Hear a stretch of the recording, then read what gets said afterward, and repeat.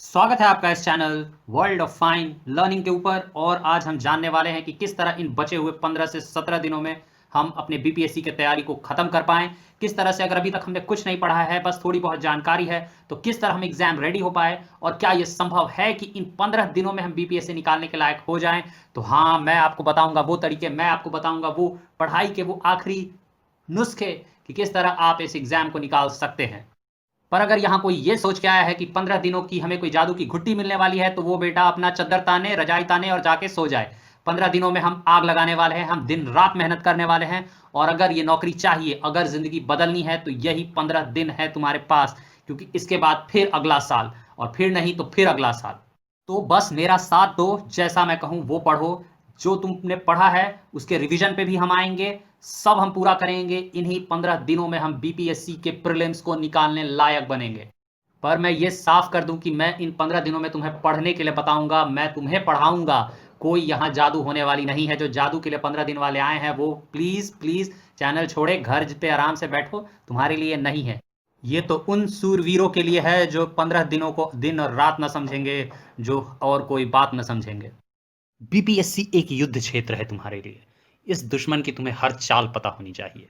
तो आखिर ये दुश्मन तुम पे किस तरह से वार करने वाला है, अगर तुम्हें इसकी जानकारी नहीं है तो तुम समझो पहले ही अपनी लड़ाई हार गए। तो हमें इस युद्ध में जाने से पहले हमें ये पता होनी चाहिए कि दुश्मन की रणनीति और दुश्मन की चाल क्या होने वाली है।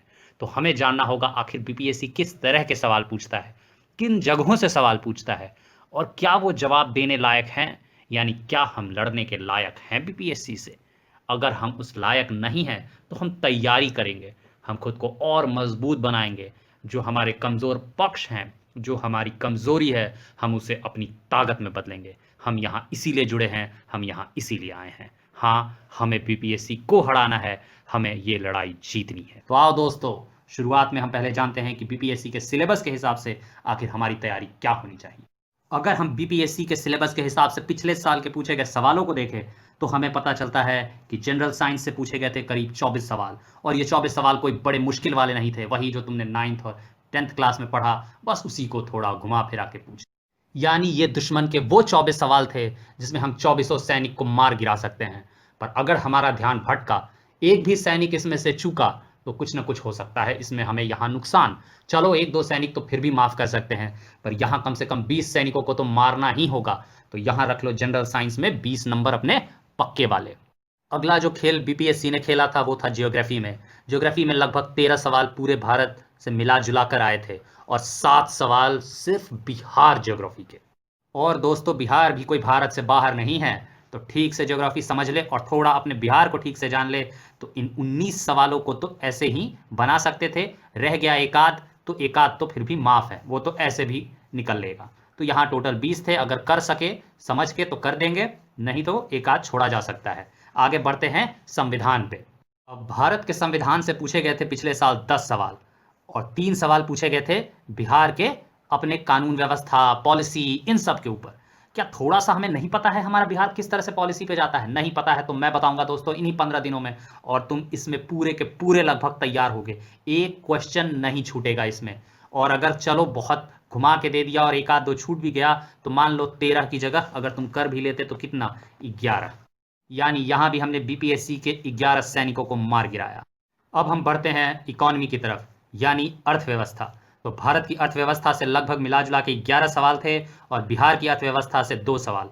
कोई बड़ी बात नहीं है, थोड़े से ध्यान से मेरी सारे लेक्चर्स को, आने वाले लेक्चर्स को सुनोगे, लगभग सारे सवाल बनेंगे। तो यहाँ लगभग सारे सवाल बन सकते हैं। पर जैसा कि हर जगह हम एक दो सैनिक को भी छोड़ के चल रहे हैं, तो चलो यहाँ भी 2 सैनिक मान लो हमसे छूट गए, तो भी अगर ये 13 थे तो हमने यहाँ भी उसके 11 सैनिक लगभग मार गिराए हैं। अब हम देखेंगे, हमें ज़्यादा से ज़्यादा सैनिक मारने हैं, इस तरह से मारने हैं कि जो बीपीएससी जहां हार मान जाए। हमें उस लक्ष्य को हासिल करना है, हमें उस जीत को हासिल करना है। अगले टॉपिक में आ जाओ, और ये है इन्वायरमेंट एंड इकोलॉजी, यानी हमारे ही पर्यावरण से आए हुए सवाल। अब इसको नहीं मारा तो किसको मारेंगे? अपने पर्यावरण को तो हमें ऐसे भी पता होना चाहिए, और नहीं पता है तो यहाँ तो मैं राफ साफ कर ही दूंगा। तो इसके तो पूरे के पूरे बन जाने चाहिए। और आए भी सवाल बड़े हल्के वाले थे, तो 6 सवाल आए थे, तो 6 के 6 सैनिक यहाँ तुम मार ही दोगे, इसमें एक को भी नहीं छोड़ना है। अब बारी आती है इस खेल के सबसे बड़े खिलाड़ी की। जी हाँ, बारी है इतिहास की। सबसे ज़्यादा सैनिक इसी के पास होते हैं। थोड़ा इतिहास अच्छे से अगर पकड़ लिया, भैया इतिहास ना छोड़ेंगे। ठीक है, इसकी एक सैनिक ना बच के जा पाए, ऐसा हो सकता है। अगर थोड़ा ध्यान दे दिए, थोड़ा पहले से अगर थोड़ा बहुत पढ़ रखा है, पर अगर नहीं पढ़ा है तो मेहनत तो आग लगाने वाली करनी पड़ेगी। ये सिर्फ 15 दिन है, आग लगाना होगा। बस मैं जो बताता जाऊंगा इन 15 दिनों में, रट्टा मार, मेहनत कर, जितना पढ़ना है पढ़ पढ़ पढ़। ठीक है, और अभी तक अगर टाइम पास वाले घर नहीं गए हैं तो तुम भी मेहनत करने वाले पे आ ही जाओ। तो अब हमें बस ये जानना है कि आखिर कितने सवाल इस इतिहास वाले हिस्से में आए थे और कितने सैनिक हमें मार गिराने हैं।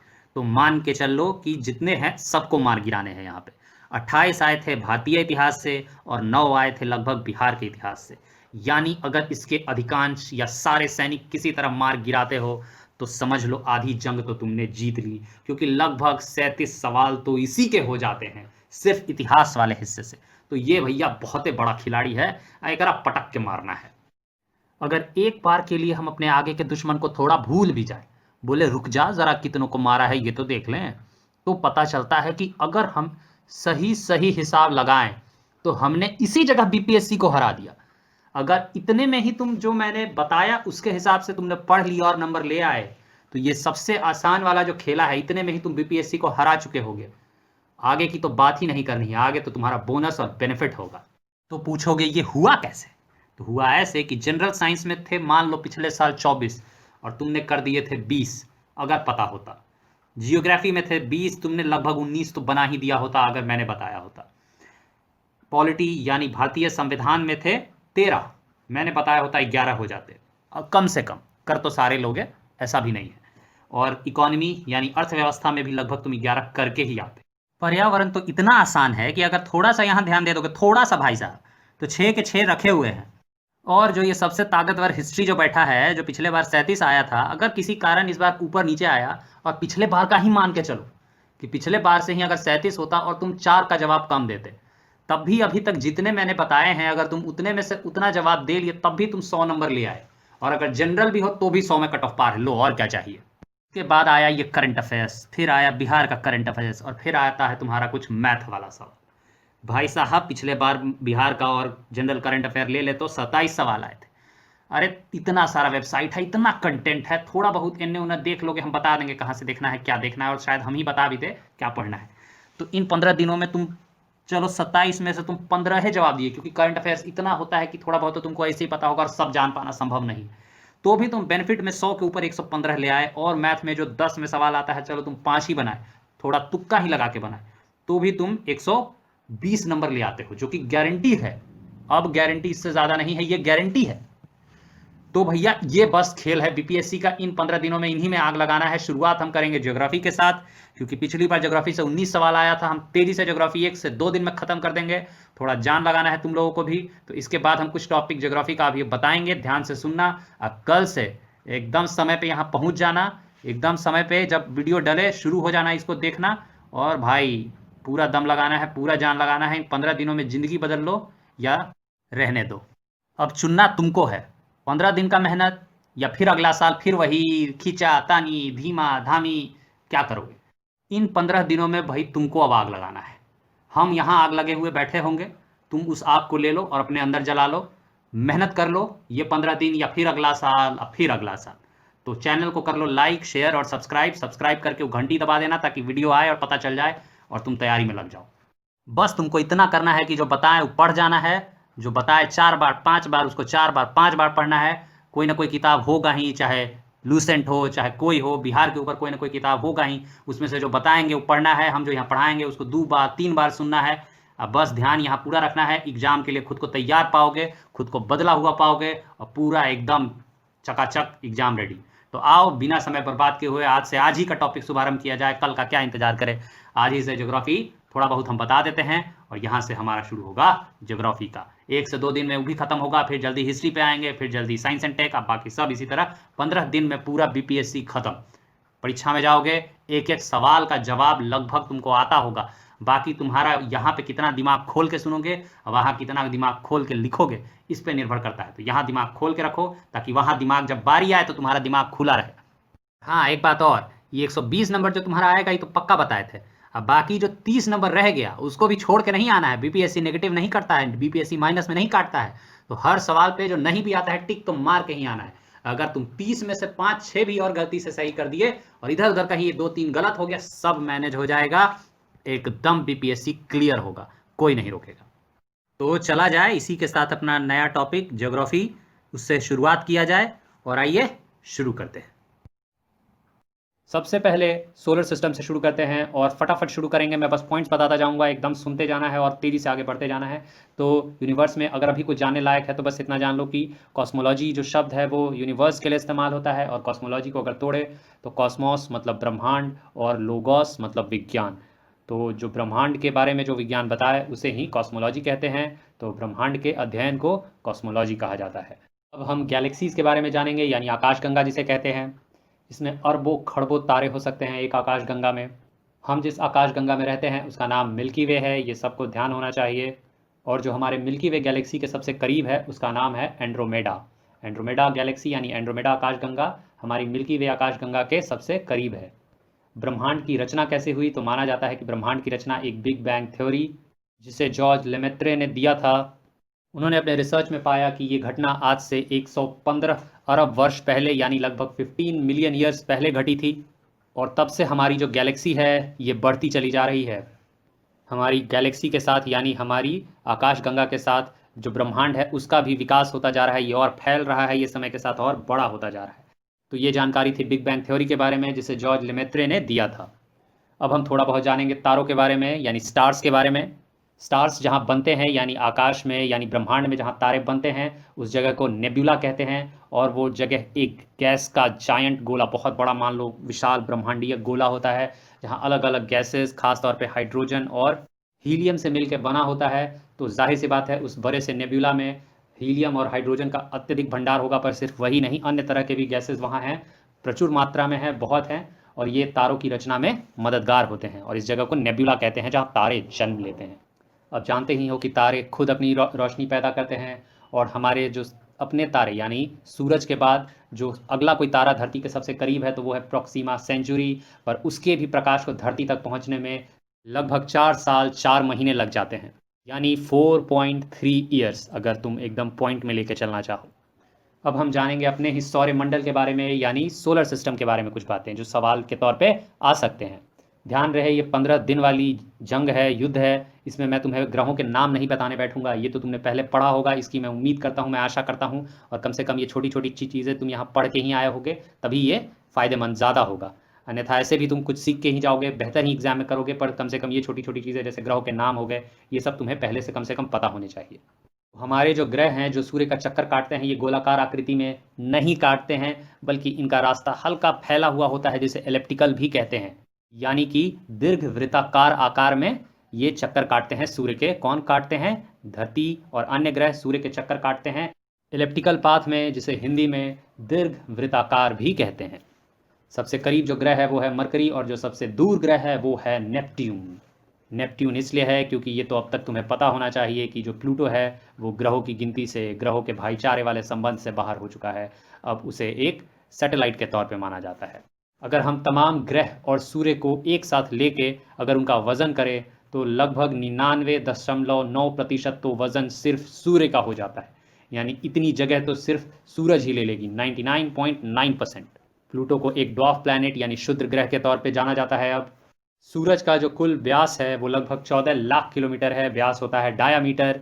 सूरज में जो मुख्य तौर पे दो गैसेस पाई जाती हैं वो है हाइड्रोजन और हीलियम, और सूरज के सतह का तापमान 6000 डिग्री सेल्सियस तक होता है। और इसके कोर यानी इसके सबसे आंतरिक भाग की अगर टेम्परेचर की बात करें, तापमान की बात करें, तो वो लगभग 15 मिलियन डिग्री सेल्सियस हो सकता है, यानी 1,50,000 डिग्री सेल्सियस।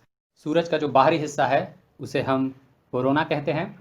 हाँ, ये नाम कुछ सुना सुना सा लग रहा है, तो बस याद रखना है कि उसी से मिलता जुलता जो भी बीमारी फैला रखा है चाइना ने, उसी से मिलता जुलता सूरज के बाहरी हिस्से का नाम है, बाहरी सतह का नाम है, और वो है कोरोना। मस्ती मजाक के लिए हमारे पास समय नहीं है, वरना ज़रूर करता। चलो हम तेज़ी से आगे के टॉपिक पे बढ़ते हैं। पृथ्वी और सूरज की जो दूरी है वो लगभग 150 मिलियन किलोमीटर है, यानी 15 करोड़ किलोमीटर जो लगभग हो जाता है। रोशनी का जो स्पीड है, यानी कि रोशनी की जो गति, प्रकाश की जो गति होती है, वो लगभग 3 लाख किलोमीटर, लगभग नहीं, ये तो पक्का ही है, 3 लाख किलोमीटर प्रति सेकंड। यानी ये 8.5 मिनट में, 8 मिनट 30 सेकंड में ये धरती तक पहुंचता है। इतना वक्त लेता है क्योंकि दूरी इतनी है, तो इतना तेज़ चलने के बाद भी ये 8 मिनट 30 सेकंड का धरती पे पहुंचने में वक्त ले लेता है, यानी 8.5 मिनट्स अगर पॉइंट में लेके। अब जो मुख्य जानकारी ग्रहों के बारे में है वो जान लो, और अगर इनमें से सवाल आएगा तो आएगा इन्हीं बताए हुए में से, बाहर से कुछ नहीं आने वाला है। अगर सवाल बनेगा तो इन्हीं में से बनेगा। जो टॉपिक्स मैं डिस्कस कर रहा हूँ, अगर इन पे सवाल बीपीएससी बनाता है तो सवाल इन्हीं में से आने वाला है, या इन्हीं से मिलते जुलते घुमा के आएगा। तो तुम्हें यहाँ कान खोल के रखना है, जैसे मैंने पहले कहा है, ताकि वहाँ तुम्हारा दिमाग खुला रहे। कुल मिला के हमारे सौरमंडल में 8 ग्रह हैं, और ये सूर्य के चक्कर लगाते हैं। इनका अपना प्रकाश नहीं होता है, ये सूर्य की ही रोशनी से चमकते हैं। हाल ही में नासा ने 9वां ग्रह भी खोज निकाला है, और इसका नाम रखा है कार्ला। अभी तक ये ऑफिशियल नहीं हुआ है। पहले 9वां ग्रह प्लूटो बाहर है, और अगर भविष्य में संभावना रही तो 9वें ग्रह के तौर पे कार्ला CARALA हो सकता है, पर अभी ये कुछ ऑफिशियल नहीं है। तो ये अगर ऑप्शन में 9वें ग्रह के तौर पे जो नासा ने खोजा है, ऐसे सवाल बने तो कार्ला को लेके चलना। सबसे बड़ा जो ग्रह है वो जुपिटर है, उससे छोटा सैटर्न, फिर यूरेनस, फिर नेपट्यून, फिर अर्थ, फिर वेनस, फिर मार्स, और सबसे छोटा मरकरी हो जाता है। सभी ग्रहों को 2 भागों में बांटा गया है। एक है स्थलीय ग्रह, यानी ऐसे ग्रह जिनमें पत्थर ज़्यादा हैं, जो पत्थर की तरह मजबूत हैं, और वो है जिनको अंग्रेजी में कहते हैं टेरेस्ट्रियल प्लैनेट्स। और वो कौन कौन से हैं, उनको इनर प्लैनेट्स भी कहा जाता है, और वो है मरकरी, वेनस, अर्थ, मार्स। फिर जो दूसरा हिस्सा है वो है गैसीय ग्रह का, और वो हो जाता है जुपिटर, सैटर्न, यूरेनस, नेपट्यून। और क्योंकि इनका जो एटमॉस्फेयर है, यानी इनका जो वातावरण, वायुमंडल है, वो गैस उसमें ज़्यादा है, वो गैस के तौर पे ही ज़्यादा दिखता है, यानी उसका जो हार्ड सरफेस है वो बहुत अंदर जाने पे मिलता है। तो इन्हें हमने गैसीय ग्रह के तौर पे अलग किया है, या फिर इन्हें आउटर प्लैनेट्स भी कहते हैं। ये इनर और आउटर प्लैनेट्स जो अलग करने का काम करता है, ये एक और है एस्टेरॉयड बेल्ट, जो मार्स और जुपिटर के बीच पाया जाता है। ये एस्टेरॉयड बेल्ट के अंदर जो है ग्रह, वो टेरेस्ट्रियल हो गए, यानी स्थलीय ग्रह, और जो इसके बाहर हैं वो गैसीय ग्रह, यानी कि आउटर प्लैनेट हो जाते हैं। ये ध्यान रखना कि इन्हें जो अलग करता है वो है एस्टेरॉयड बेल्ट, जो मार्स और जुपिटर के बीच पाया जाता है। हम खास तौर पे ग्रहों के बारे में जानेंगे कुछ, अगर इंपॉर्टेंट है तो मरकरी के बारे में बस इतना जान लो कि मरकरी का अपना कोई एटमॉस्फेयर नहीं है, ना उसका कोई अपना सैटेलाइट है, यानी उसका कोई चंद्रमा, उसका कोई भी चंद्रमा जैसा कोई ग्रह उसके साथ नहीं जुड़ा है।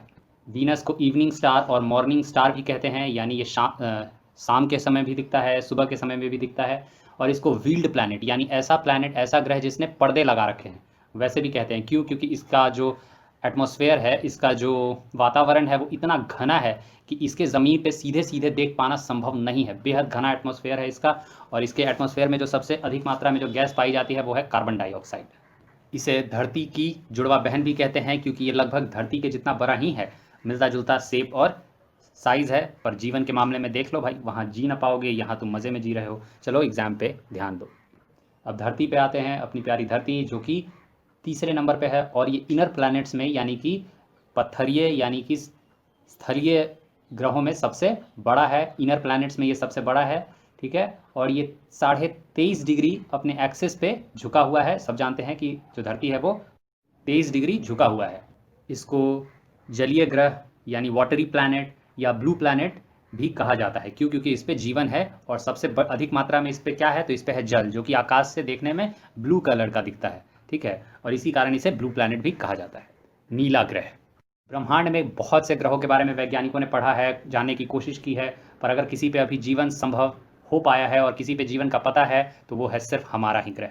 और इस खास जगह को, जहाँ जीवन की संभावना हो सकती है और जहाँ जीवन है, इसको गोल्डी लॉक जोन कहते हैं। यानी ऐसी कीमती जगह है, बिल्कुल बैलेंस में, जहाँ पानी है, जहाँ सही गैस है, जहाँ जीवन के लिए जो पर्याप्त वातावरण होने चाहिए वो हैं। ऐसे जगह जहाँ जीवन संभव हो, ब्रह्मांड में, आसमान में, यूनिवर्स में, या किसी भी जगह, ऐसी जो खास जगह है उसे गोल्डी लॉक जोन कहते हैं। ये एकदम रट्टा मार लो, याद कर लो।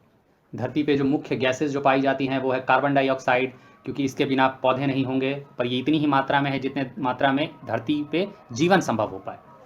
धरती के चारों तरफ जो उसका एटमॉस्फेयर है, जो उसका वातावरण है, वो धरती पे रहने वाले जीवों को सूर्य की परावर्तित किरणों से भी बचाता है, यानी अल्ट्रा वायलेट जो रेज होती हैं सूर्य से निकलने वाली। और ये जो ओजोन है, जो हमारे ऊपर का एटमॉस्फेयर में जो पाया जाता है, जो स्ट्रेटोस्फेयर में है, यानी हिंदी में जिसे समताप मंडल भी कहते हैं, वो हमारी रक्षा करता है सूरज की पराबैंगनी किरणों से, ठीक है। और ये उन्हें परावर्तित कर देता है ऊपर कहीं एटमॉस्फेयर में।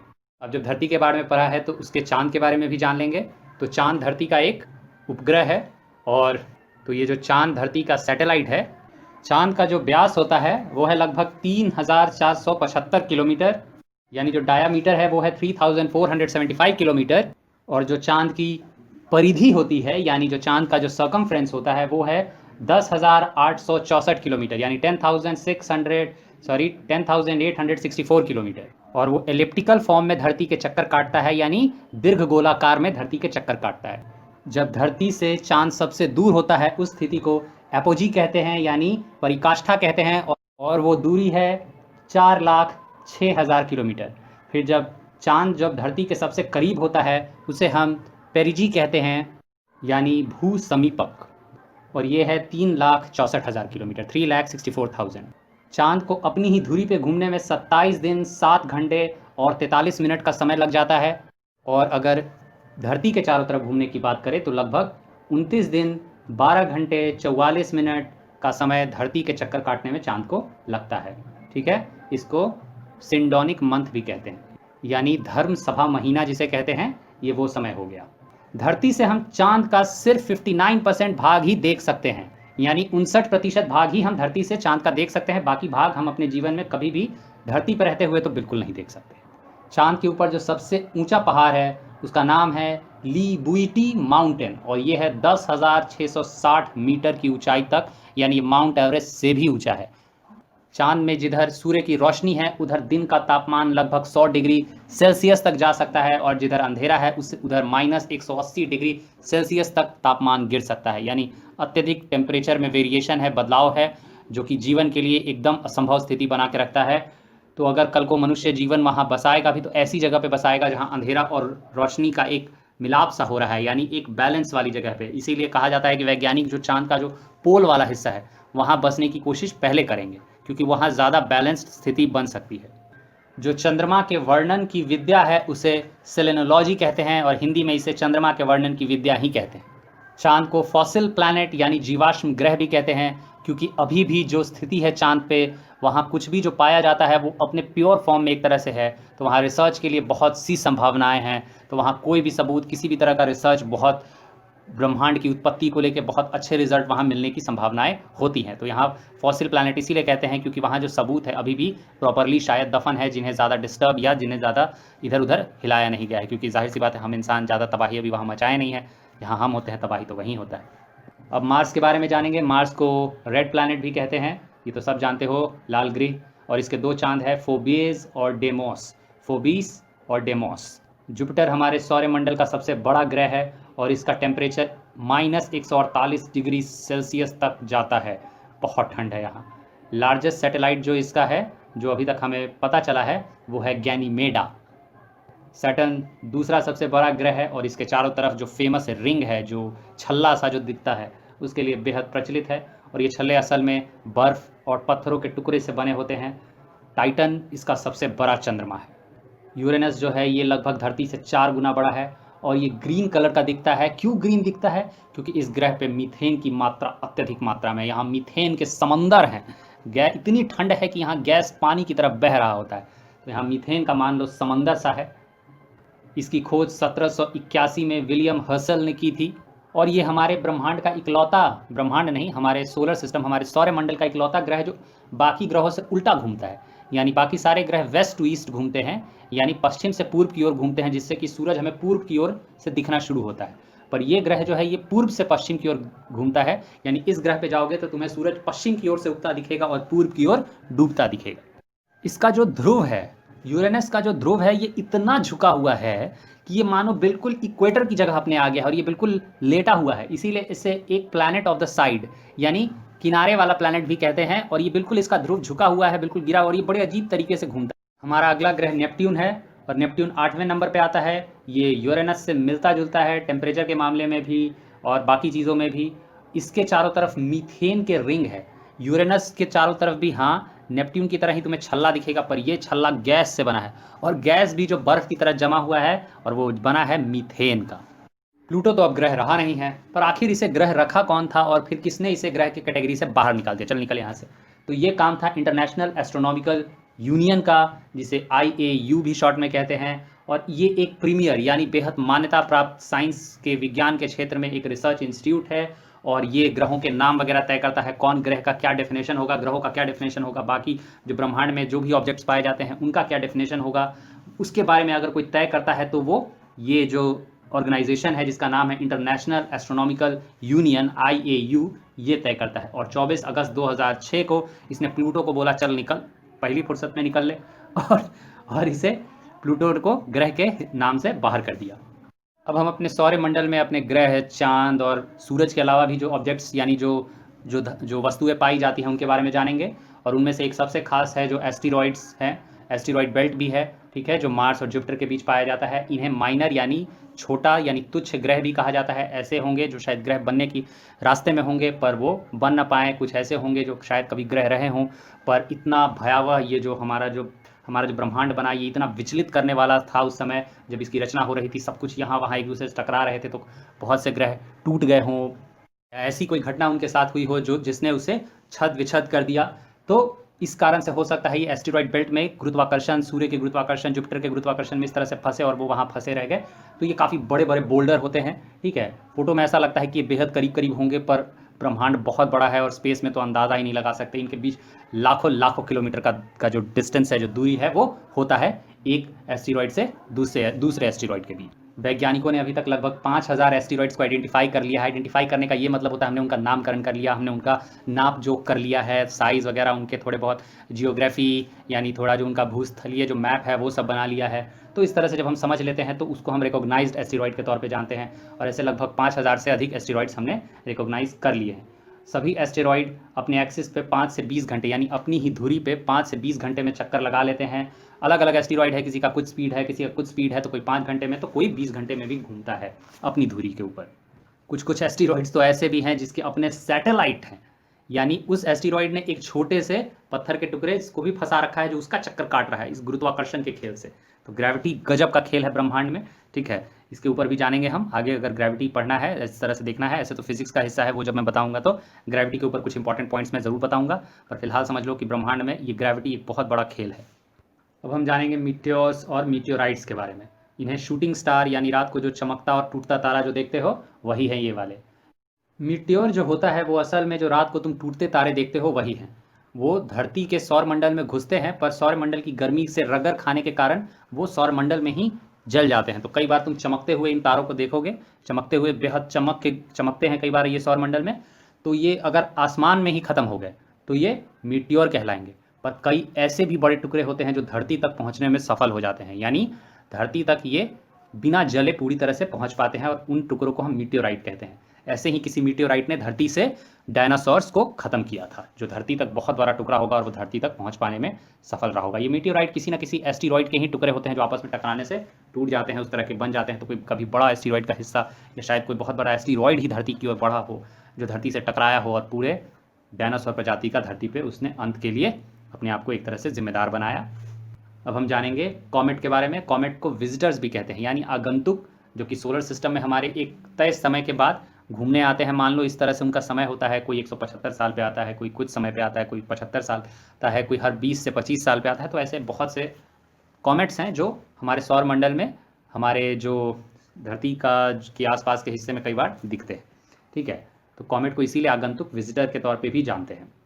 कॉमेट्स सूरज का असल में चक्कर काट रहे होते हैं, सूरज के गुरुत्वाकर्षण में फंसे होते हैं और वो बाहर भी किसी के गुरुत्वाकर्षण में ज़रूर होते हैं, तो वो बस एक चक्कर लगा रहे होते हैं, उसी गुरुत्वाकर्षण का सब खेल है, ठीक है। और ये जाहिर सी बात है इनके ऊपर किसी न किसी तरह का गैस होता है।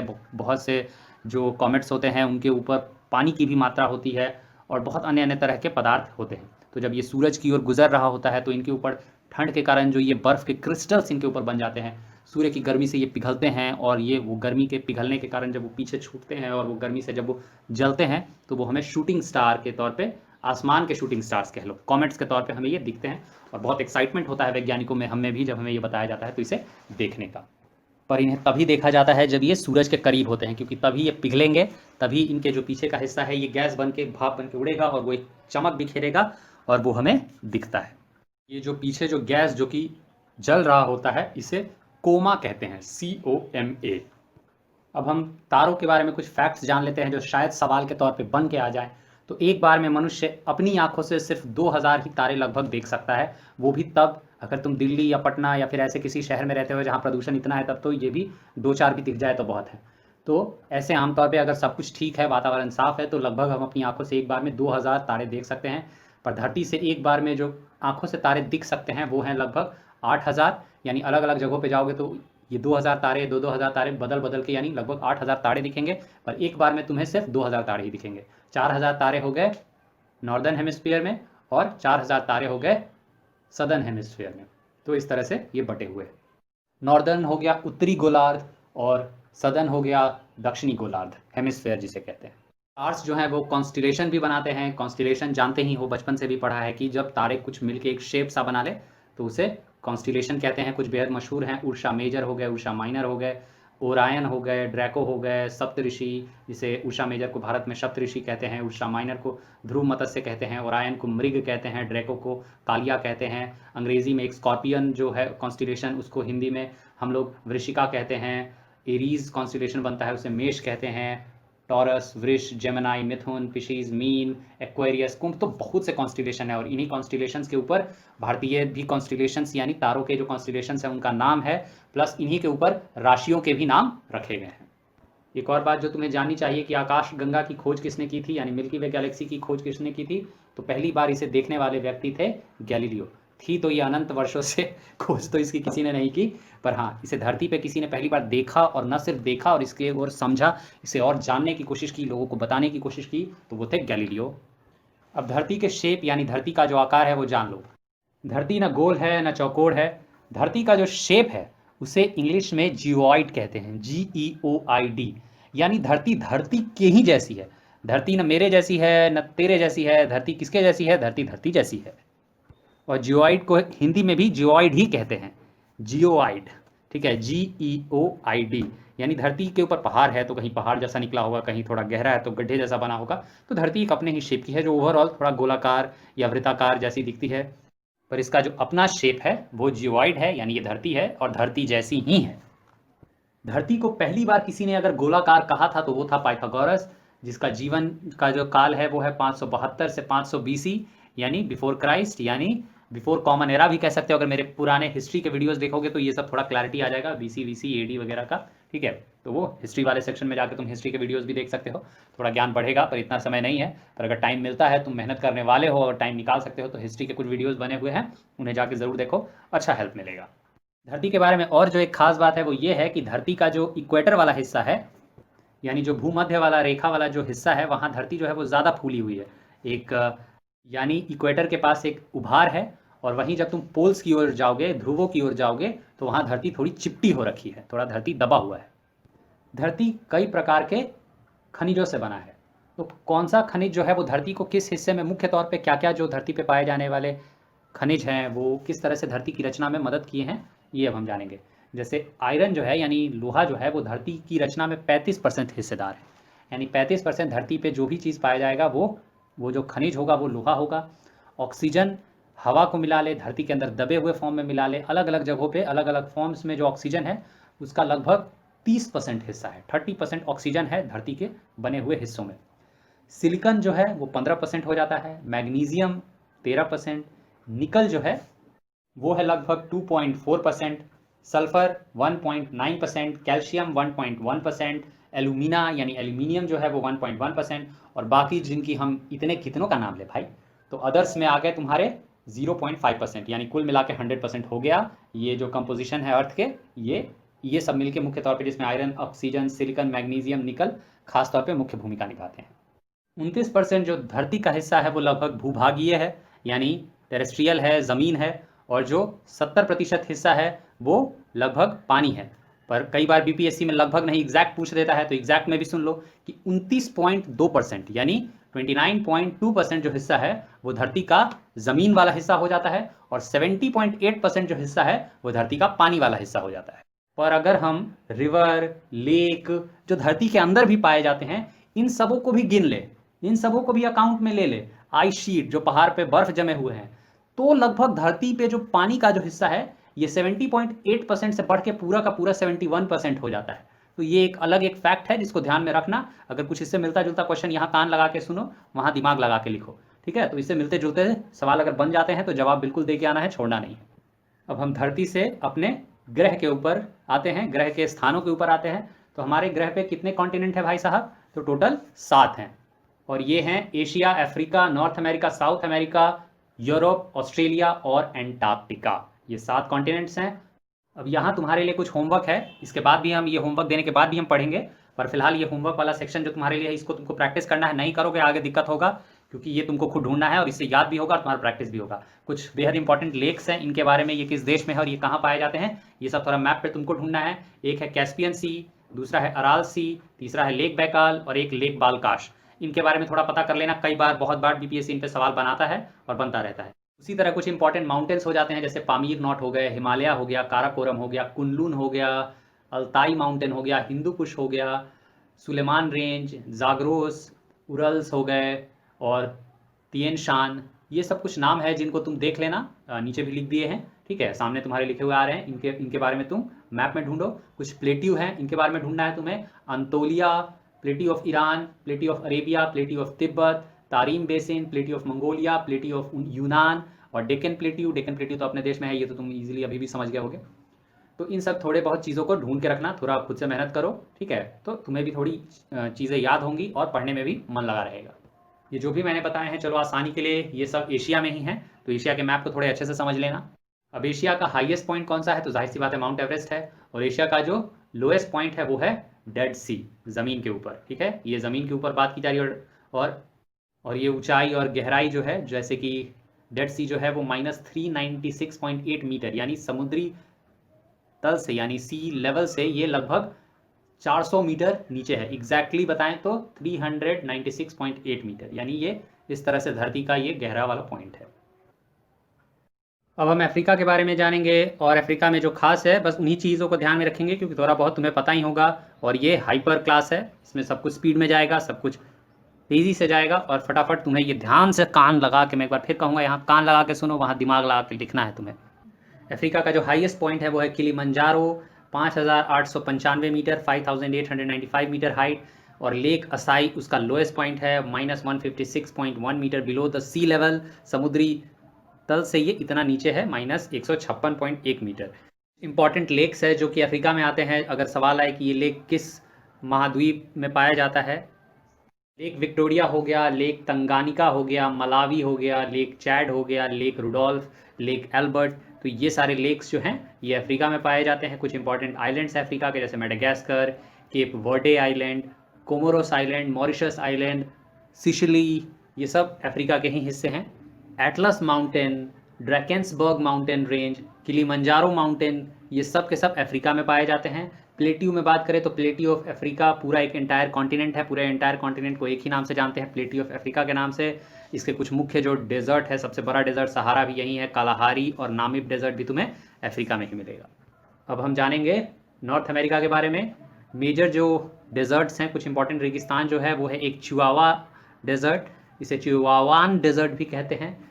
डेजर्ट कोलोराडो है यहाँ, मुजावे डेजर्ट है और सोनोरन डेजर्ट भी नॉर्थ अफ्रीका में ही है। मेजर लेक्स जो हो जाते हैं नॉर्थ अमेरिका के, उसके नाम जान लो। लेक सुपीरियर है, largest sweet water lake in the world भी कहा जाता है इसको, सबसे बड़ा मीठे पानी का लेक है ये, यानी तालाब है ये, मीठे पानी का सबसे बड़ा लेक सुपीरियर। और जो इंपॉर्टेंट लेक्स नॉर्थ अमेरिका में हो जाते हैं वो है Lake Huron, Lake Michigan, Great Slave Lake, Great Bear Lake, Great Erie Ontario, इस तरह से काफ़ी सारे लेक्स हैं, पर ये कुछ इंपॉर्टेंट है जो नाम तुमने सुने। कुछ इंपॉर्टेंट रिवर्स जो हो जाते हैं वो है Mississippi, Missouri, Saint Lawrence, Mackenzie, Colorado river, Hudson river, Potomac river, Ohio river, ये कुछ बेहद इंपॉर्टेंट रिवर्स हो जाते हैं नॉर्थ अमेरिका के। अब हम जानते हैं हाईएस्ट पॉइंट, मैकेनली पॉइंट जो है वो हाईएस्ट है, 6194 metre, 6194 metre.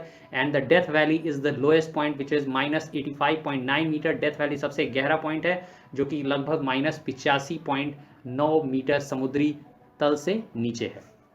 Rockies, Appalachian, Brooks Mountain, कोशकॉल्विन, Alaska Range, Cascade Range, Coastal Range, Sierra Nevada, Sierra Madre, ये कुछ बेहद इंपॉर्टेंट माउंटेन रेंजेस हैं जो नॉर्थ अमेरिका में पाई जाती हैं। मुख्य मिनरल्स जो यहाँ पाए जाते हैं वो है कोल, पेट्रोलियम, आयरन, मैंगनीज, ये सब यहाँ नॉर्थ अमेरिका में पाए जाने वाले बेहद इंपॉर्टेंट मिनरल्स हैं। अलास्का में गोल्ड माइनिंग भी काफ़ी ज़्यादा होती है, तो ये भी ध्यान में रख लेना। लगे हाथों साउथ अमेरिका भी देख लेते हैं। साउथ अमेरिका के कुछ इंपॉर्टेंट लेक्स में हो गए लेक मार्साकाइबो, लेक टिटिका, ठीक है। कुछ इंपॉर्टेंट आइलैंड्स हो गए उसके, Galapagos Island, Falkland Island, Tierra del Fuego island.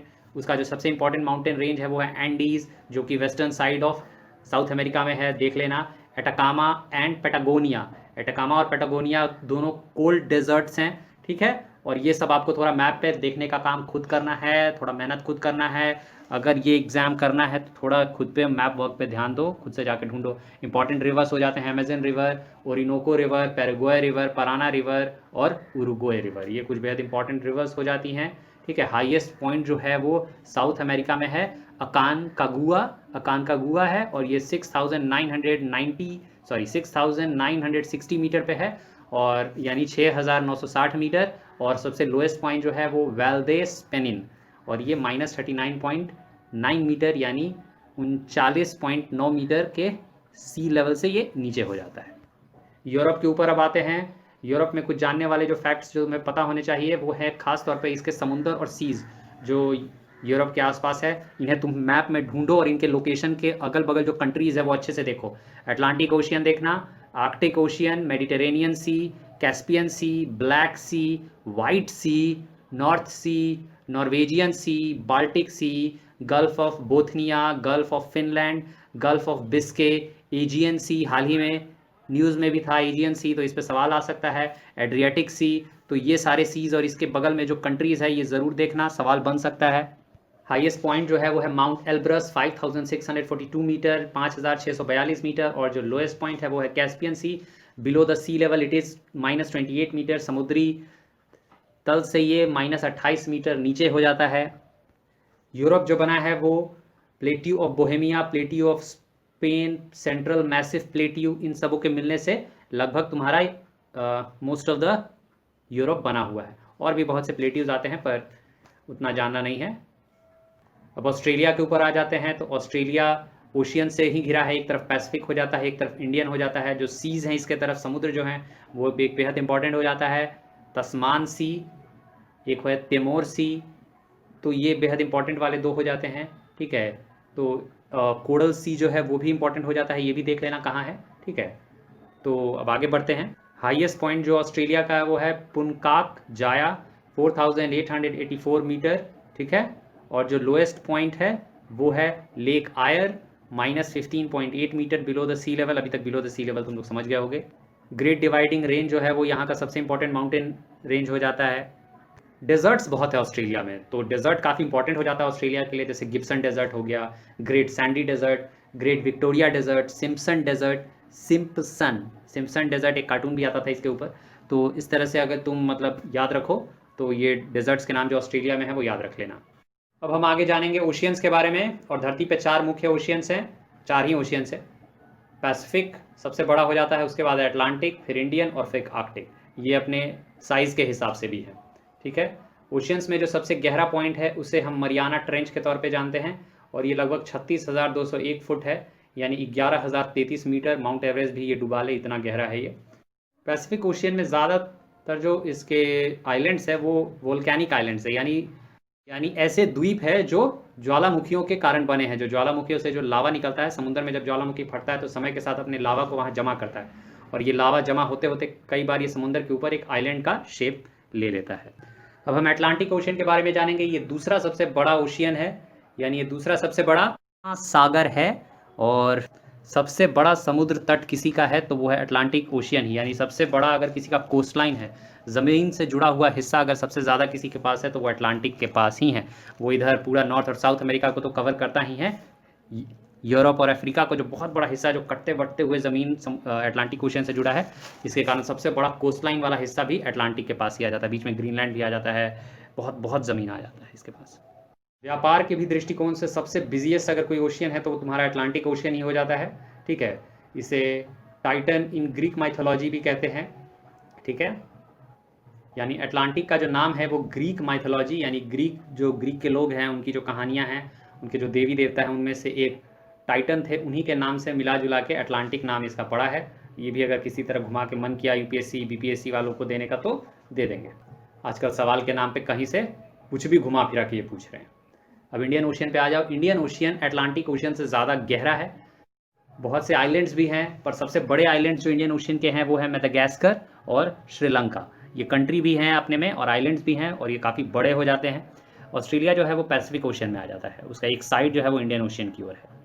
Indian ocean में कुछ बेहद इंपॉर्टेंट समुद्री करंट्स भी फ्लो करते हैं। करंट भाई ज्योग्राफी पढ़ा होगा, क्योंकि इतना डिटेलिंग चाहिए तो फिर से अब अगले साल वाला इंतजार करो, नहीं तो फिर बेसिक अभी समझो। और अगर रिवीजन कर रहे हो तो बहुत बढ़िया रिवीजन कर लेना, ठीक है, क्योंकि मैं फिर से पूरा डिटेल में इन सभी चीज़ों को पढ़ाऊंगा। तो पर वो अब अगले साल की वो पूरी तैयारी, एक साल वाली तैयारी में वो प्रॉपरली आना, ठीक है। पर अभी के लिए ये बस इतना समझ लो कि जो ओशन करंट्स होते हैं, यानी जो समुद्री धाराएं होती हैं, एक गर्म धारा होती है, एक ठंडी धारा होती है। तो ये जो धाराएं हैं ये इंडियन ओशियन के सदर्न हिस्से में यानी दक्षिणी हिस्से में ज़्यादा पाई जाती हैं। तो कुछ गर्म धाराएं जो हैं वो हैं South Equatorial Current, Mozambique Current, Madagascar Current and Agulhas Current. आप इसको मैप पे ढूंढिए कि ये जो गर्म जल धाराएं हैं ये इंडियन ओशियन में कहाँ कहाँ बह रही हैं और कहाँ कहाँ से जा रही हैं और आ रही हैं, ठीक है। कुछ कोल्ड करंट्स जो इंडियन ओशियन में फ्लो कर रही हैं वो है अंटार्कटिक ड्रिफ्ट, जो कि बिल्कुल सीधी है, नीचे जाओगे तुमको अगर ढूंढोगे तो बिल्कुल मिल जाएगा। और एक है वेस्ट ऑस्ट्रेलियन करंट, ऑस्ट्रेलिया के वेस्टर्न साइड यानी इंडियन ओशियन में जहाँ वो इंडियन ओशियन को छूता है वहीं पे ये करंट फ्लो कर रहा होता है। तो थोड़ा सा मैप पे देखोगे, मज़ा भी आएगा, पढ़ने में भी इंटरेस्ट जगेगा और कुछ सीखोगे भी, मैप भी देखना सीखोगे। आर्कटिक ओशियन पे आ जाते हैं। आर्कटिक ओशियन सबसे छोटा है ओशियंस में, जाहिर सी बात है चौथे पे आ गए हैं, सबको साइज वाइज रैंक कर दिया है, तो जो सबसे छोटा होगा वो आर्कटिक ही होगा। ये पूरी तरह से जो आर्कटिक सर्कल है ना उसी के अंदर पड़ता है, इसीलिए इसका नाम ही सिर्फ आर्कटिक ओशियन रख दिया गया है। 66.5 डिग्री के ऊपर आर्कटिक ओशियन हो जाता है। देखे होगे मैप, देखो भाई थोड़ा मैप देखो, ये पूरे साल लगभग जमा हुआ रहता है। पर अब भाई साहब ग्लोबल वार्मिंग जो हमने फैला रखी है, अब इसके भी बहुत से बर्फीले हिस्से पिघलने लगे हैं, समय से पहले पिघल रहे, बहुत बड़े बड़े चंक्स में यानी बहुत बड़े बड़े टुकड़े में इसके बर्फ इससे अलग हो रहे हैं। ये खतरे की घंटी है हमारे लिए, पर हम मानने को तैयार नहीं हैं। गाड़ी फूक फूक के यहाँ से बगल में भी जाना है तो बाइक से ही जाएंगे, कार से ही जाएंगे। तो ये सब थोड़ी आदतें हमें बदलनी होगी, ठीक है। थोड़े प्लास्टिक का इस्तेमाल कम करें, प्लास्टिक वाले पैक्ड फूड्स का इस्तेमाल अगर हम कम कर सकते हैं तो वो करें। तो ये कोशिश हमें करनी चाहिए, पर नहीं, हम तो मानेंगे नहीं। हम तो भाई जब तक हम हैं, बाल बच्चों के लिए संपत्ति बनाएंगे, पर सही को सिस्टम बना के बिल्कुल नहीं छोड़ेंगे। कोशिश करो भाई, कोशिश करो। चलो वापस टॉपिक पे आओ। अब एक और बात जो जान लो आर्कटिक ओशियन के बारे में, ये कि ये सभी समुद्रों में सबसे कम खारा है, यानी जो इसमें सॉल्ट कंटेंट है बाकी सभी समुद्रों से कम है। ये 20 यूनिट पर 1000 ही है, जबकि बाकी में 30 हो या किसी में 32 यूनिट्स होते हैं पर 1000, पर इसमें सिर्फ 20 यूनिट्स ही पर 1000 होते हैं, यानी ये सबसे कम खारा है। ये हो गए हमारे अलग अलग समुद्र के बारे में जो बेसिक जानकारी होते हैं। अब बायोस्फीयर के ऊपर आते हैं। तो धरती का वो हिस्सा जहाँ जीवन रहता है, जहाँ जीवन के रहने लायक स्थितियाँ होती हैं, उसी को बायोस्फीयर कहते हैं, ठीक है। बायोस का मतलब ही होता है जीवन, तो बायोस्फीयर यानी धरती का वो हिस्सा जहाँ जीवन संभव है। और ये बनता है लिथोस्फीयर, हाइड्रोस्फीयर और एटमॉस्फेयर, इन तीनों को जोड़ के, यानी धरती वाला हिस्सा, पानी वाला हिस्सा और हवा वाला हिस्सा, जहाँ तीनों एक साथ आपस में मिल के जीवन योग्य वातावरण की रचना करते हैं, तब जाके जो जीवन योग्य वातावरण बनता है उसी को बायोस्फीयर कहते हैं, वहीं पे जीवन पनपता है। अब हम जानेंगे लिथोस्फीयर के बारे में, यानी भूमंडल, यानी धरती जो सूखा जमीन वाला हिस्सा है उसके बारे में। ये वो हिस्सा है जहाँ जीवन आमतौर पे स्थिरता से रहता है, पानी में भी रहता है, पानी में तो धरती से भी ज़्यादा जीवन है, पर आमतौर पे हम जिस जीवन के आदी हैं वो लिथोस्फीयर पे ही पाया जाता है। फिर या ये वो ज़मीन का हिस्सा है जिस पे हम इंसान या जो भी चार पैर जीव जंतु जो हमारी तरह, या जानवर जो हैं, कुत्ते बिल्ली इस तरह के लोग, पेड़ हो गए, ये सब जो हम देखते हैं जो लिथोस्फीयर पे जो ज़मीन पे पाया जाता है ये वही है। 29.22% हिस्सा जो है धरती का, यानी 29.22% जो हिस्सा है धरती का वो लिथोस्फीयर हो जाता है। आगे हाइड्रोस्फीयर पे आते हैं। ये 5/7 यानी 5/7 जो हिस्सा है धरती का वो ये कवर कर लेता है, या और सटीक तौर पे नंबर में बोले तो 70.78% जो धरती का हिस्सा है वो ये कवर करके रखता है। कौन? हाइड्रोस्फीयर, यानी वो वाला हिस्सा, यानी जिसपे जल है, यानी जलीय हिस्सा हाइड्रोस्फीयर इतना 70.78% कवर करता है। एटमॉस्फेयर के बारे में हम आगे जानेंगे, वो थोड़ा ज़्यादा बड़ा टॉपिक होगा, उसको सेपरेटली पूरा एक अपने अंडर सेम अपना टॉपिक ऑफ एटमॉस्फेयर ही वो होगा, तो अभी उसको हम रहने देते हैं। और अभी हम जानते हैं about heat zones on earth. और इससे पहले कि मैं ये टॉपिक शुरू करूँ, तुम अपने रिवीजन में ऐड कर लो कि तुमको पढ़ना है लोकल टाइम जोन्स जो होते हैं इंडिया वाला देख लेना, ये तुम्हारा होमवर्क है, तुमको खुद से रिवाइज करना है। और जानते ही हो कि हर लॉन्गिट्यूड यानी हर देशांतर रेखा जो है वो अपने में 4 डिग्री रखता है। यानी 0 डिग्री जो कि इंग्लैंड के जो जगह ग्रीनविच मेरिडियन जो है वहाँ से जो 0 डिग्री शुरू होता है उसके ईस्ट में जब भी आओगे तो 4-4 डिग्री हर लॉन्गिट्यूड पे ऐड कर लेना, 4-4 मिनट हर लॉन्गिट्यूड पे ऐड कर लेना। तो अगर ईस्ट की ओर आओगे तो अगर 0 से मान लो 37 डिग्री ईस्ट देगा तो 37 मल्टीप्लाइड बाई 4 कर देना, यानी 148 मिनट तुम अब उस समय में जो 0 डिग्री पे हो रहा होगा उसमें 148 मिनट जोड़ लेना, जो कि घंटे में तुम्हारे हो जाएंगे 2 घंटे 28 मिनट। ठीक है, तो इस तरह से तुम आगे और पीछे का समय निकाल लोगे। जो उसके वेस्ट में होगा, जो 0 डिग्री से वेस्ट की ओर दिया रहेगा, उसमें तुम उतने ही लैटिट्यूड लॉन्गिट्यूड के हिसाब से तुम टाइम माइनस कर लेना। यानी अगर 25 डिग्री वेस्ट का लॉन्गिट्यूड है तो 4 मिनट के हिसाब से 100 मिनट हो जाएंगे। यानी जो टाइम 0 डिग्री ग्रीनविच पे हो रहा होगा उसमें 100 मिनट माइनस कर लेना, यानी 1 घंटे 40 मिनट माइनस कर लेना। इस तरह का रिवीजन तुमको कर लेना है। ये सब अब इतना बताने का टाइम बिल्कुल नहीं है, ये तुम्हारे रिवीजन का काम है। इक्वेटर, लॉन्गिट्यूड और जो इंपॉर्टेंट है जैसे कि tropic of Cancer, tropic of Capricorn, जो अलग अलग ट्रॉपिक ऑफ कैंसर कहाँ से गुजरता है, ट्रॉपिक ऑफ कैप्रिकॉन कहाँ से गुजरता है, किन किन इंपॉर्टेंट कंट्रीज से गुजरता है, ये सब तुम 1 मिनट में गूगल पे लिखोगे और मिल जाएगा। ये सब थोड़ा बहुत रिवाइज कर लेना। चलो अब आते हैं अपने टॉरिड जोन के ऊपर। ठीक है, यानी हीट जोन्स ऑफ अर्थ, और पहला है उसमें टॉरिड जोन। और टॉरिड जोन होता है धरती का वो हिस्सा जहाँ सूर्य की रोशनी सबसे ज़्यादा पड़ती है, यानी जहाँ सबसे अधिक मात्रा में गर्मी पड़ती है। ये है इक्वेटर से लगभग 23.5 डिग्री नॉर्थ, यानी 23.5 डिग्री उत्तर की ओर, और 23.5 डिग्री इक्वेटर से यानी भूमध्य रेखा से दक्षिण की ओर। तो 23.5 degree, 23.5 degree both north and both south is torrid zone, यानी वो जगह जहाँ सबसे अधिक गर्मी और सबसे अधिक सूर्य की रोशनी पड़ती है। फिर जो ध्रुवीय क्षेत्र हैं यानी 66.5 डिग्री से ऊपर वाले जो क्षेत्र हैं उसको फ्रिजिड जोन कहते हैं। फ्रिजिड भाई जहाँ बर्फ जम जाए, तो वो बहुत ठंडी जगह है और सूरज की सबसे कम रोशनी वहीं पड़ती है, इसलिए उसको फ्रिजिड जोन कहते हैं। उस ऊपर जाते जाते जाओगे तो लगभग 6 महीने रात और 6 महीने दिन वाली स्थिति आ जाती है। सूरज ध्रुवों पे क्षितिज से ऊपर ही नहीं बढ़ता, भले ही 6 महीने दिन और 6 महीने रात वाली बात भी हो, पर जब दिन भी होगा तो भी लगभग क्षितिज पे ही रहेगा। एकदम जहाँ उगने वाली स्थिति रहती है उसी जगह पे सूरज 6 महीने टिका रहेगा। वो अद्भुत दृश्य होता है। अब ये तो हम सब जानते हैं कि लगभग 23.5 डिग्री, 23.5 डिग्री धरती जो है वो झुकी हुई है।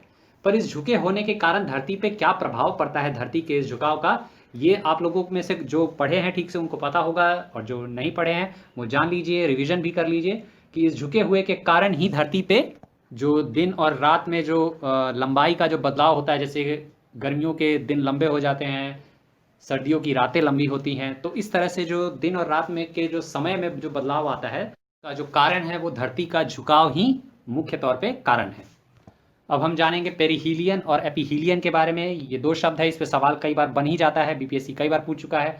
तो पेरिहीलियन वो समय है जब सूर्य धरती के सबसे, या धरती को कह लो, सूर्य के सबसे करीब होता है, और एपीहीलियन वो समय है जब धरती सूर्य से सबसे दूर होता है। तो डेट वाइज भी समझ लीजिए कि पेरिहीलियन जो है वो लगभग 4 से 5 जनवरी के बीच, 3, 4, 5 जनवरी ये जो समय पीरियड है ये पेरिहीलियन का समय है, यानी कि धरती इस वक्त सूर्य के सबसे करीब होती है। और जो एपीहीलियन का समय है, यानी जब धरती सूर्य से सबसे अधिक दूर होती है, वो है अराउंड 4, 5, 6 जुलाई, 4, 5, 6 जुलाई का जो समय है, इस दौरान धरती जो है वो सूर्य से सबसे अधिक दूरी के ऊपर होती है। अब हम जानेंगे अबाउट सोल्स्टाइस, यानी अयननांत या अयन काल भी जिसको कहते हैं हिंदी में। सोल्स्टाइस 2 तरह के होते हैं, एक समर सोल्स्टाइस और एक विंटर सोल्स्टाइस।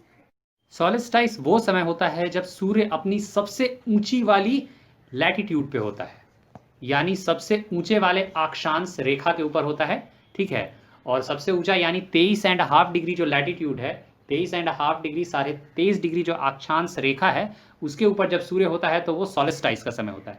समर सोल्स्टाइस में जो नदर्न हेमिस्फीयर में जो अक्षांश रेखा है यानी ट्रॉपिक ऑफ कैंसर जो है, उसके ऊपर जब सूर्य होता है तो समर सोल्स्टाइस होता है।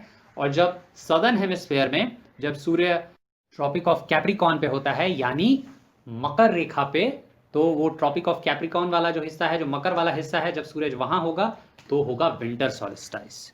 और ट्रॉपिक ऑफ कैंसर पे होगा, यानी जब कर्क रेखा पे होगा तब होगा समर सॉलिस्टाइस। और ये दोनों है 23 डिग्री हाफ नॉर्थ और 23 डिग्री हाफ साउथ। दोनों आप एक बार रिवीजन के तौर पे देख लीजिएगा। अब बस इनके डेट्स जान लीजिए। तो समर सॉलिस्टाइस जून 21 को होता है, जाहिर सी बात है गर्मियों में होगा, और विंटर सॉलिस्टाइस दिसंबर 22 को होता है। अब हम जानेंगे इक्विनॉक्सेस के बारे में। इक्विनॉक्सेस वो समय होता है जब धरती पे, यानी आप खास तौर पे जहां भी आप हैं, बराबर दिन और रात का आपको एहसास होगा।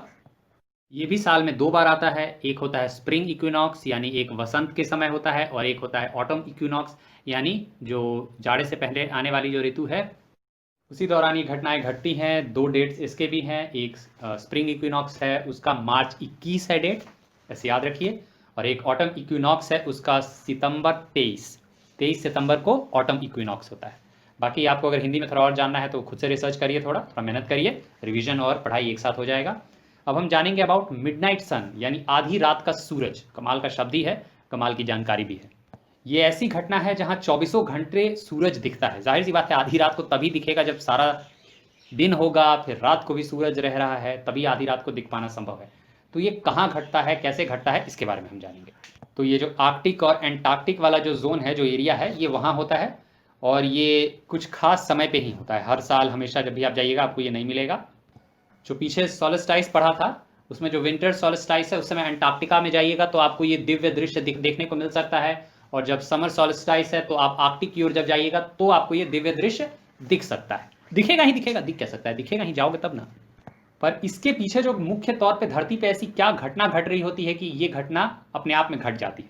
तो जो धरती का एक्सियल जो टिल्ट है, जो धरती का जो ध्रुवीय झुकाव है 23.5 डिग्री 23.5 डिग्री, उसी के कारण जो पोल्स हैं, जो ध्रुव है, वहां 24 घंटे रात और 6 महीने 24 घंटे जो दिन वाली जो स्थिति बनती है वो देखने को मिलती है। ये लेक्चर इसी जगह तक। अगले लेक्चर में हम एटमॉस्फेयर से स्टार्ट करेंगे।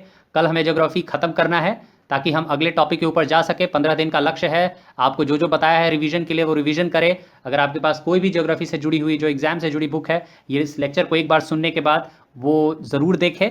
ये जो आपका सोलर सिस्टम और इन सब से जुड़ा जो भी टॉपिक है, एक बार इससे फिर पढ़े उस किताब में, बिल्कुल रिवीजन हो जाएगा। जो जो टॉपिक्स मैंने एज अ होमवर्क दिए हैं उसको करो, रिवाइज करोगे तो कंप्लीट हो ही जाएगा। अपनी किसी भी समस्या को आप नीचे लिखिए, और क्या प्रॉब्लम है और किस तरह की जानकारी चाहिए, और अगर आपको लगता है कोई और एडिशनल जानकारी है तो वो भी आप नीचे कमेंट बॉक्स में लिखिए ताकि दूसरे लोग भी सीख सके।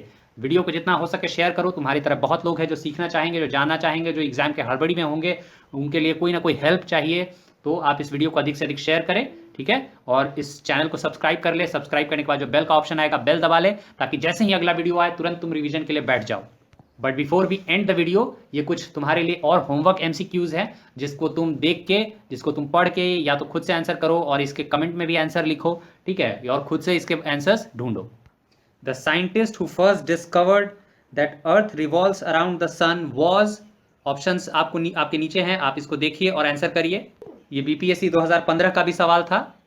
2018 का एक सवाल है, who among the following was the first to explain that rotation of the earth on its own axis account for daily rising and setting of the sun. सबसे पहले कौन था जिसने ये समझाया था कि रोटेशन ऑफ अर्थ अपने ही एक्सिस पे घूमने के कारण होता है। तो ये ऑप्शन है आपके, आप इसको ढूंढिए, जवाब में लिखने की कोशिश करिए। एक और क्वेश्चन है जिसमें कि ये सवाल है कि स्टार्स ट्विंकल, यानी तारे चमकते हैं पर प्लैनेट्स नहीं चमकते हैं, इसके कारण क्या है, आप ऑप्शन में देखिए, अपने जवाब को लिखिएगा। अगला सवाल जो है वो है कि कॉन्स्टिलेशन जो सप्त ऋषि है उसको, जो वेस्टर्नर्स है यानी अंग्रेजी में, उसको किस नाम से जानते हैं। एक और बेहद आसान क्वेश्चन है कि इन सभी जगहों में से सूरज सबसे पहले कहाँ उगेगा। जगहों के नाम है। बार बार मैप को देखने की बात कर रहा हूँ, अगर तुमने मैप थोड़ा भी ठीक से रिवाइज किया तो इस जगह का इसका जवाब दे दोगे। ऑप्शंस तुम देख लो नीचे और उसको लाइन से देख लो, ठीक से देखो और बताओ कि उसमें सबसे पहले कहाँ सूर्य उगेगा। तो अब हम अगले वीडियो में मिलते हैं। आप इस वीडियो को 1-2 बार और सुन ले, आपका पूरा रिवीजन हो जाएगा जो इन टॉपिक्स है। फिर हम जल्दी ही अगले ही वीडियो में अपना जो लेक्चर है वो प्रॉपरली नेक्स्ट ज्योग्राफी के टॉपिक्स के ऊपर लेके आएंगे। और कल यानी कि 11 तारीख को ज्योग्राफी ख़त्म हो जाएगा आपका कम्प्लीटली, और फिर हम अगले दिन अगले टॉपिक के ऊपर मूव ऑन करेंगे। तो आप इस चैनल को सब्सक्राइब कर लीजिए, बेल दबा लीजिए। धन्यवाद।